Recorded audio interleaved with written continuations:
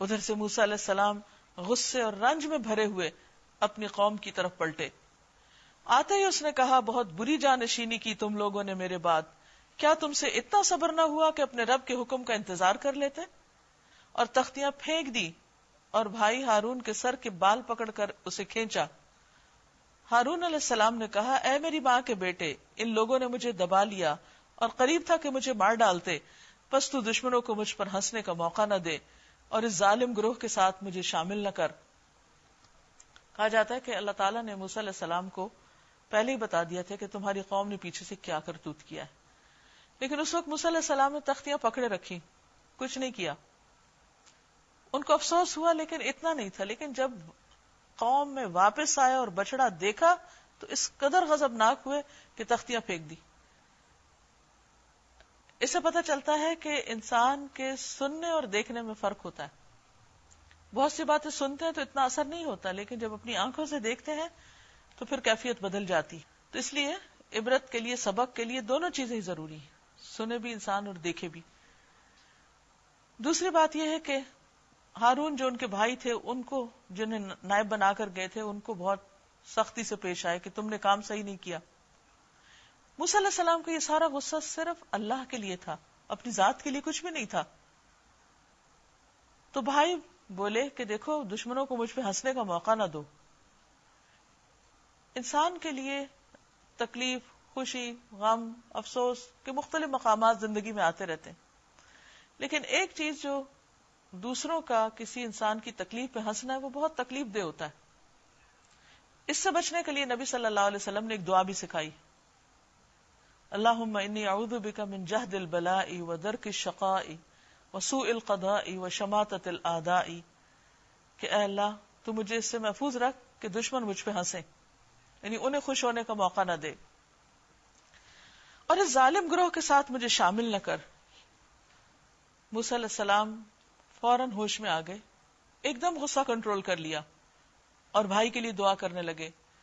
جب انہیں حقیقت حال معلوم ہوئی کہ ہارون علیہ السلام نے تو قوم کو سمجھانے کی کوشش کی لیکن قوم نہیں مانی، قال رب اغفر لی ولأخی وادخلنا فی رحمتک وانت ارحم الراحمین.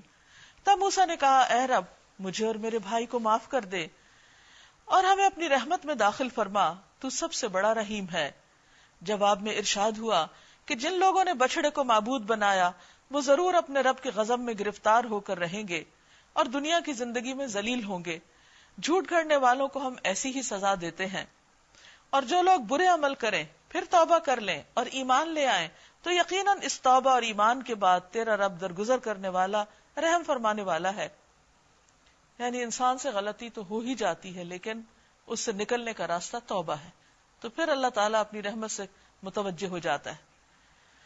پھر جب موسیٰ کا غصہ ٹھنڈا ہوا اور اس نے وہ تختیاں اٹھا لی، یعنی جو پھینکی تھی وہ واپس اٹھا لی، جن کی تحریر میں ہدایت اور رحمت تھی ان لوگوں کے لیے جو اپنے رب سے ڈرتے ہیں. یاد رکھیے کہ ہمیشہ اللہ کی کتاب اللہ سے ڈرنے والوں کو ہی فائدہ دیتی ہے. اور اس نے اپنے قوم کے 70 آدمیوں کو منتخب کیا تاکہ وہ اس کے ساتھ ہمارے مقرر کیا ہوا وقت پر حاضر ہوں. اب ہوا یہ تھا کہ موسیٰ علیہ السلام ان 70 لوگوں کو لے جا رہے تھے توبہ کرنے کے لیے کہ اللہ کے حضور باقاعدہ ایک ڈیلیگیشن کی شکل میں پہاڑ پر جا کر جہاں سے ان کو تورات ملی تھی وہاں اللہ سبحانہ وتعالیٰ سے باقاعدہ معافی مانگے، اپنے لیے بھی اور قوم کی طرف سے بھی.